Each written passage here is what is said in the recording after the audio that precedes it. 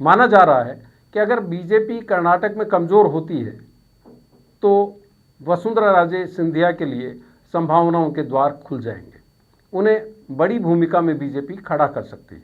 और इसीलिए दोनों नेता कांग्रेस के जो हैं, हालांकि उनके बीच में बड़े विवाद हैं, ये भी माना जा रहा है कि सचिन पायलट एक तीसरा रास्ता अख्तियार कर सकते हैं या कांग्रेस में अपनी एक बड़ी भूमिका किसी न किसी सूरत में हासिल कर सकते हैं।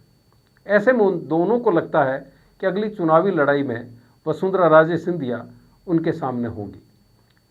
पायलट भ्रष्टाचार के बहाने, वसुंधरा सरकार में हुए भ्रष्टाचार के बहाने राजे को निशाने पर ले रहे हैं, तो इशारों ही इशारों में गहलोत एक ऐसी गुगली फेंक रहे हैं जिससे बीजेपी के अंदर वसुंधरा राजे सिंधिया की स्थिति खराब हो, उन्हें मुख्य भूमिका में नहीं लाया जा सके। बहरहाल आज जो प्रेस कॉन्फ्रेंस हुई, उस प्रेस कॉन्फ्रेंस में पायलट ने सीधे तौर पर भ्रष्टाचार को ठीक उसी तरह से मुद्दा बनाने की कोशिश की जिस तरह से बोफोर्स के बहाने से वीपी सिंह ने एक जमाने में कांग्रेस को घेरने की कोशिश की थी।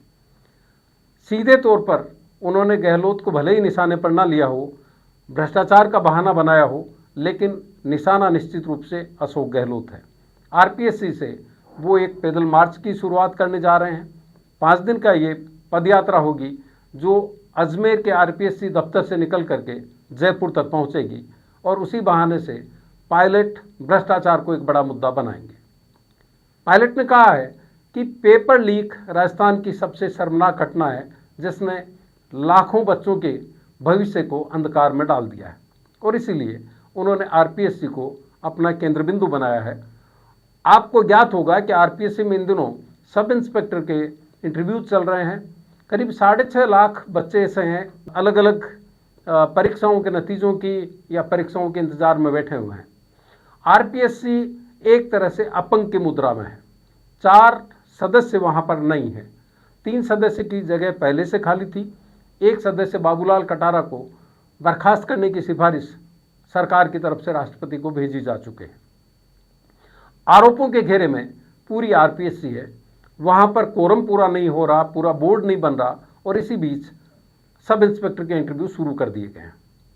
जो मौजूदा सदस्य हैं उनमें से एक जसवीर राठी की तबीयत ठीक नहीं है, वो उनका लगातार इलाज चल रहा है। ऐसे में किस तरह से आरपीएससी काम कर रही होगी वो एक अपने आप में सवाल है।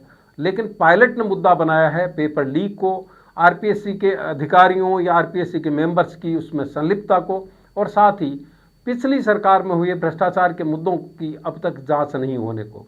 और पायलट को लगता है कि भ्रष्टाचार के इसी मुद्दे को वो वीपी सिंह की तरह उछाल कर उभार कर गहलोत के लिए मुश्किल खड़ी कर सकता है। इस तरह के विश्लेषण के लिए देखते रहिए थिंक 360।